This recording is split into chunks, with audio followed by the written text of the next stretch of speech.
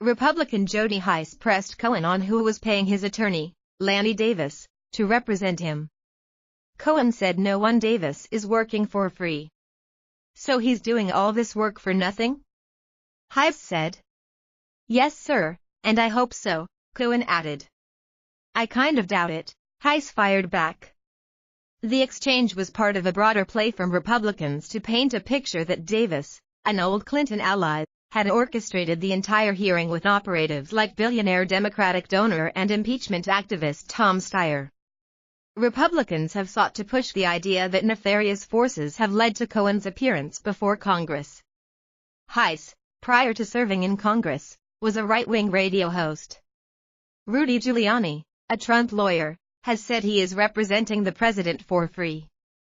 February 27, 2019, 12:06 p.m. Eastern Time by Alan Smith. Advertisement latest posts from Cohen testimony. Liz Johnstone 12 hours ago. Thank you, and good night.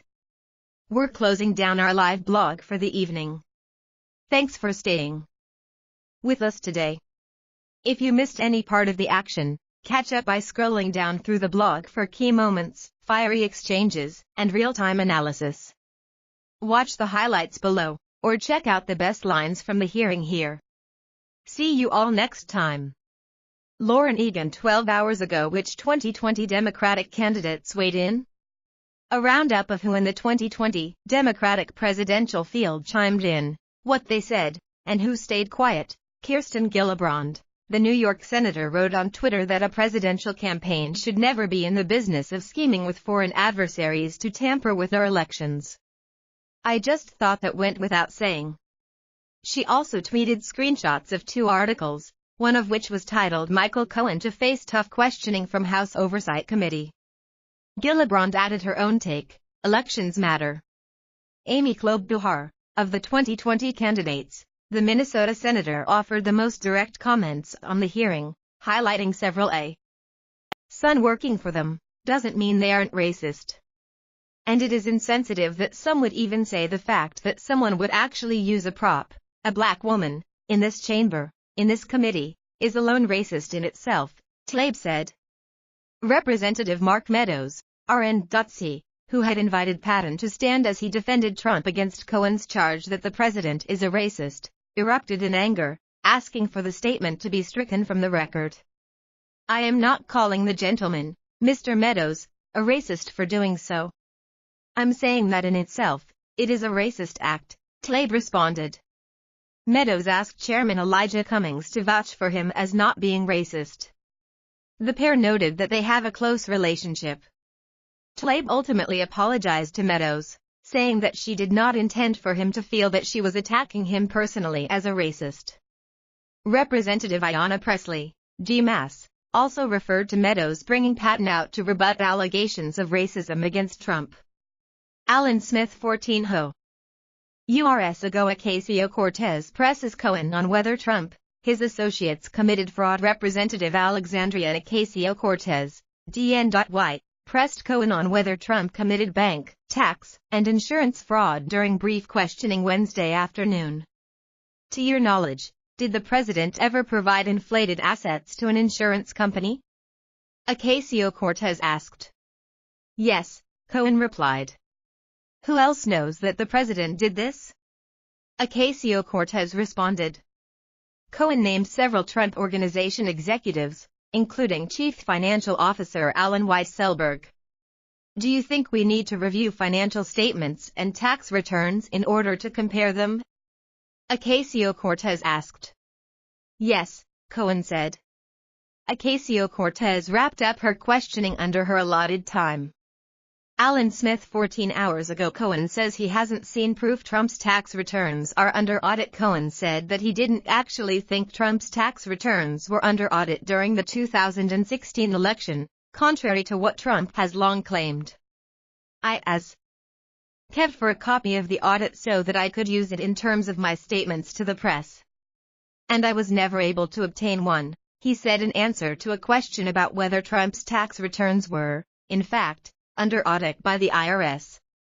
Trump refused to release his tax returns while running for office because he said they were under audit. He has never released them.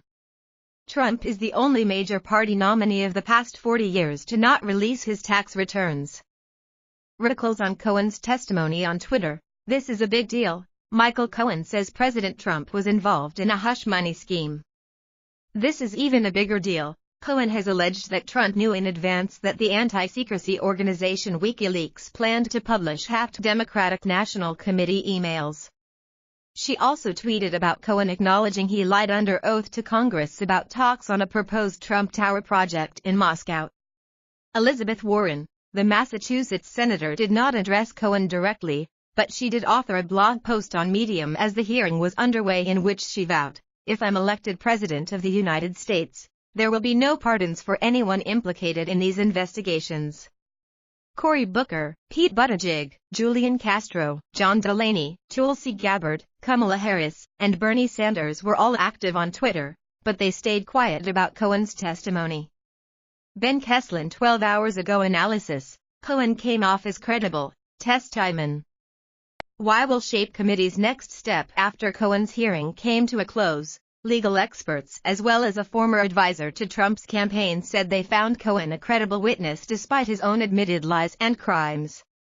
"I think Cohen came across as very credible," Mimi Ricca, a former prosecutor for the Southern District of New York and an NBC News and MSNBC legal analyst, said on Meet the Press Daily. Ricca emphasized that Cohen didn't go too far in his testimony.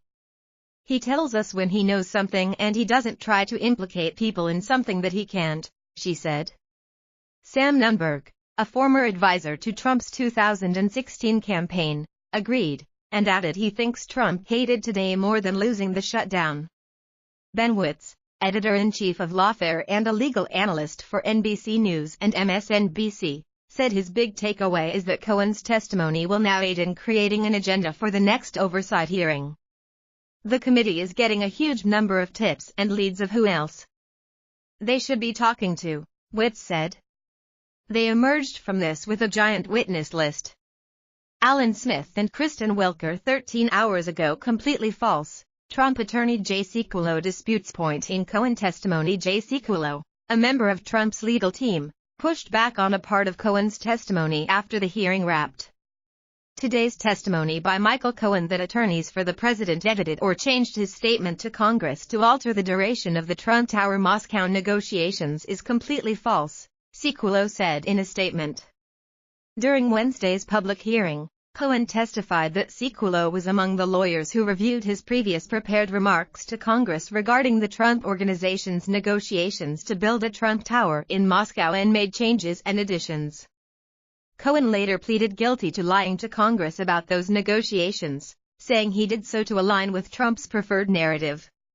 "You said you lied to Congress about Trump's negotiations to build his Moscow Tower because he made it clear to you that he wanted you to lie," Representative Jamie Raskin, DMD, said.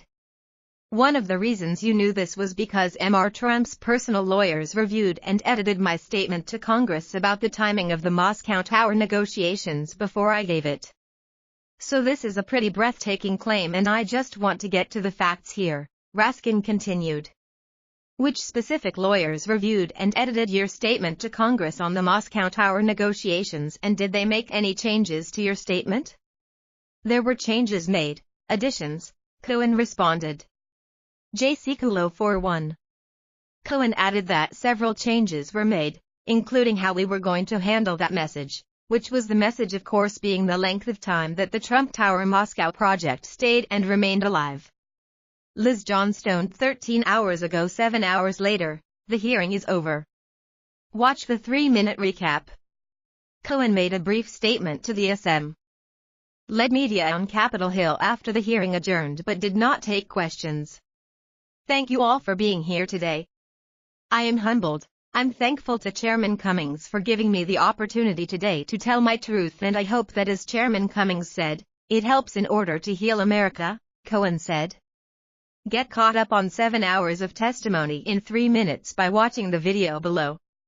D'Arturo Clark 13 hours ago. Cummings closes with a bang. "We have got to get back to normal." In a heated closing statement, Chairman Cummings made a sweeping call for normalcy and protecting America's democracy after a fiery hours-long hearing marked by partisan clashes and pointed attacks on Cohen's credibility. "You made a lot of mistakes, Mr. Cohen, and you've admitted that. And you know what is the saddest part of this whole thing is? That some very innocent people are hurting too, and you acknowledge that, and that's your family," Cummings said. "And you know if we as a nation did not give people an opportunity after they made mistakes to change their lives, a whole lot of people would not do very well." He added, "I want to say thank you.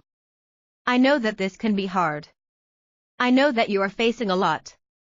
I know that you are worried about your family, but this is part of destiny, and, hopefully, this portion of your destiny will lead to a better Michael Cohen, a better Donald Trump, a better United States of America, and a better world."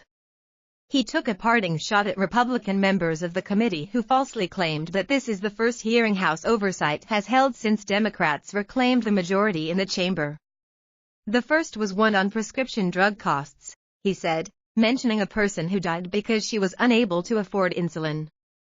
He noted his committee has also had hearings on a number of topics, including voting rights, before hearing from Cohen on Wednesday. "We can do more than one thing," he said. "And we have got to get back to normal."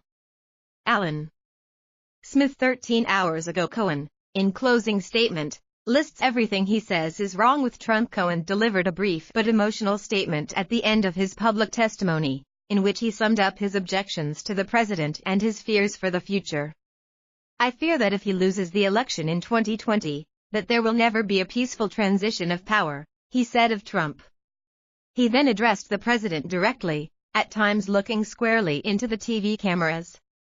"We honor our veterans even in the rain," Cohen said, referring to a trip to France where Trump opted against attending a World War I memorial event. "You tell the truth, even when it doesn't aggrandize you. You don't attack the media and those who question what you don't like or what you don't want them to say, and you take responsibility for your own dirty deeds. You don't use your power of your bully pulpit to destroy the credibility of those who speak out against you.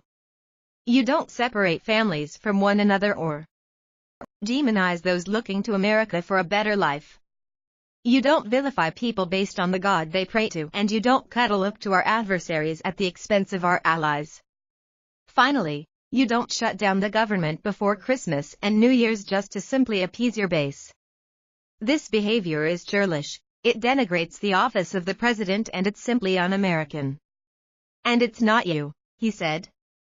"So to those who support the president and his rhetoric as I once did, I pray the country doesn't make the same mistakes that I have made or pay the heavy price that my family and I are paying."